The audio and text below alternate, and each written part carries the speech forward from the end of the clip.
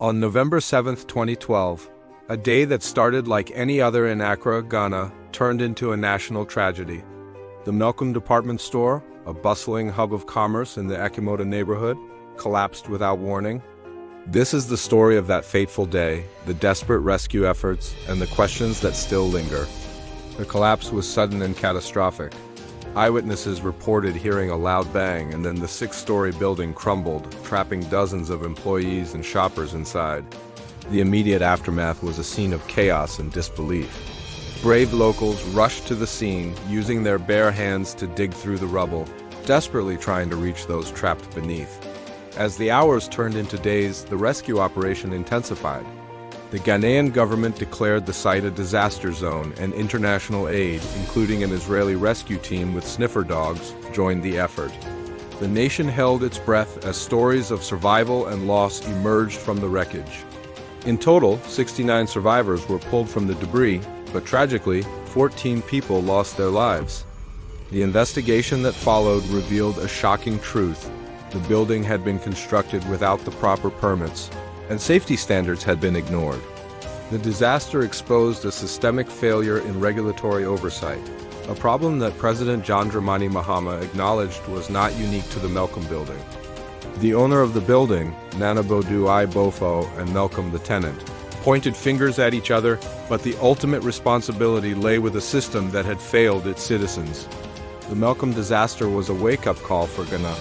It highlighted the urgent need for stricter building codes and enforcement to prevent such a tragedy from ever happening again. The memory of those who were lost serves as a constant reminder of the price of negligence and the importance of holding those in power accountable.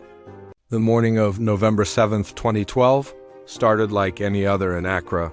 Shoppers filled the six-story Melcom department store, unaware of the tragedy about to unfold. Suddenly, with a deafening roar, the building pancaked, collapsing into a pile of twisted metal and shattered concrete. Dust and screams filled the air.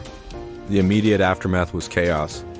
Rescue workers, including teams from Israel, arrived to a harrowing scene.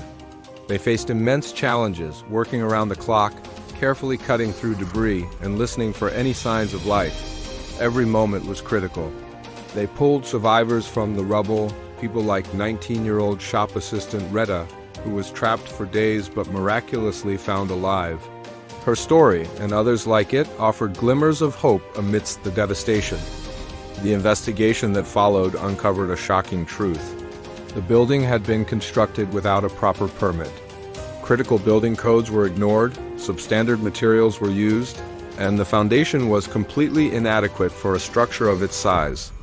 The owner had even added extra floors illegally, pushing the weak frame past its breaking point. This disaster became a painful but necessary wake-up call for Ghana. It sparked a nationwide conversation about construction safety. Building regulations were tightened and enforcement became stricter. Public awareness soared, with citizens now more vigilant about safety standards.